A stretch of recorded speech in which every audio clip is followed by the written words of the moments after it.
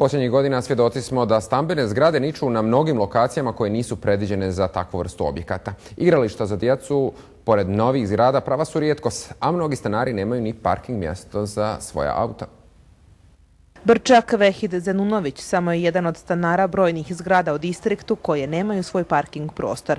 Kaže, već 8 godina od kada se doselio u stan u Klosterskoj ulici, muku muči da parkira svog golfa.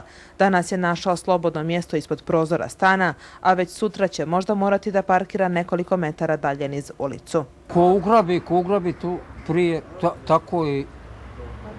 Pa ako ugrabi mjesto, ostane tako i gotovo.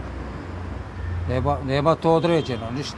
Je li vam sigurno auto ovdje na ulici, s obzirom da je ovo dovoljno? Pa Boga mi nije sigurno, bilo je obijeno. U Brčanskom odjeljenju za urbanizam i prostorno planiranje tvrde da je problem nastao jer zakon niko ne poštuje. Odlučili su da od ove godine prekinu takvu praksu.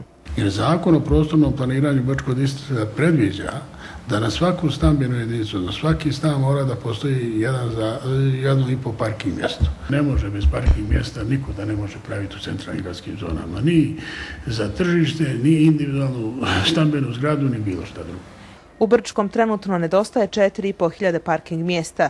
Gradnja podzemnih i nadzemnih garaža riješila bi taj problem, iako za to postoje regulacioni planovi, do gradnje još nije došlo. To je jedan poduhvat koji otprilike košta oko 14-15 miliona i može se riješiti ili sredstvima budžeta ili traženjem investitora koji vrlo brzo, nadam se, doći do javnog poziva, makar da ustupimo nekom to da pravi. U distriktu Brčko registrovano je 30.000 vozila.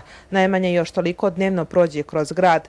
Problem parking mjesta možda bi se bar donekle ublažio kada bi i podzemne garaže nekoliko stambenih zgrada služile